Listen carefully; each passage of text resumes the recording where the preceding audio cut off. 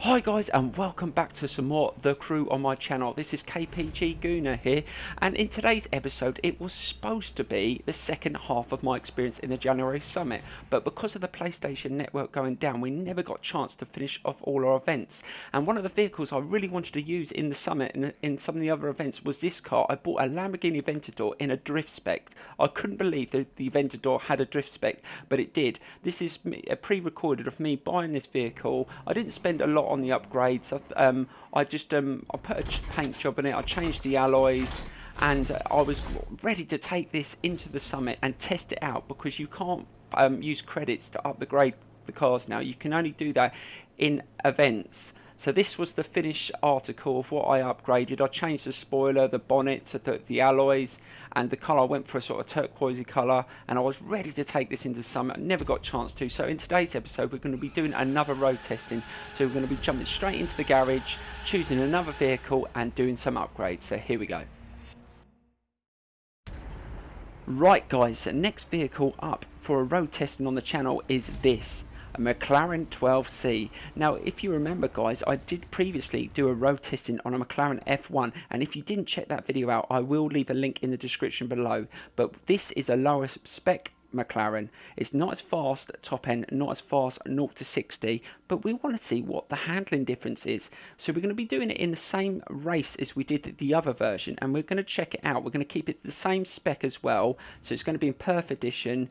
I'm not going to spend any money on upgrading the performance, but we may just change the paint job and the wheels as we normally do, and then we're going to take it into an event. This is going to be a short video. With the network going down, I haven't had chance to record a lot of gameplay due to the fact that a lot of these games are now internet based, so if the network's down you are screwed.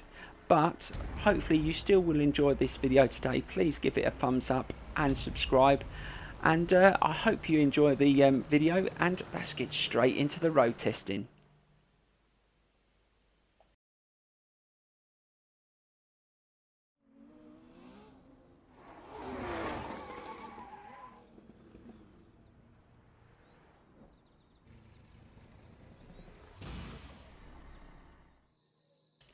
Right, so here we go with another road testing. So we're on the same fraction mission as we did on the F1, and also we're still using the T300 RS Thrustmaster steering wheel, which I'm absolutely loving guys.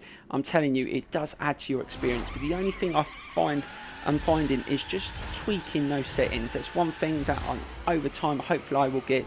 And also I'm starting to drive in different views. I do prefer using bonnet cam. I don't know why, it just seems easier with the steering wheel than some of the other views. But I don't know, over the time when I get used to it I may change back to some of the views I used before. But this is not a bad start, but that car cut across me when I was just about to nitros past him. But this car does feel alright. It seems to stick to the road quite well, which the F1 did as well. Like I think I mentioned in the McLaren F1 road testing, that it felt like it had suction cups sometimes, the way it handled the road. But the only thing bad point I felt with the McLaren, because it was so quick, I don't think the brakes matched the performance. But like I said, both this one and the McLaren F1 I still haven't upgraded fully. You can upgrade the brakes, so that would improve anyway. But over when I've fully upgraded them, we're going to do some obviously recording on some online races in these vehicles, because I'm starting to build up the garage. I've got loads of vehicles to use in the matches, and we will keep on changing through each one, so we freshen it up a bit. I will be doing some live streaming as well guys soon, if you're into watching live streams on the online races. And if you want to join me, like I said, just leave your PlayStation tag in the description below, and I will add you when I get chance. I definitely want to do some videos with some online friends. That would be absolutely brilliant. I haven't managed to do it yet, got so many things going on the channel.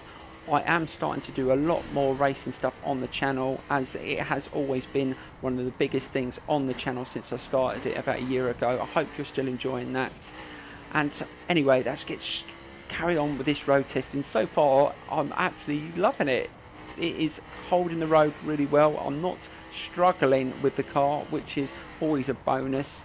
I'll tell you another car that it feels very similar to is the Lamborghini Aventador. The handling feels very similar, and the performance as well, the speed as well.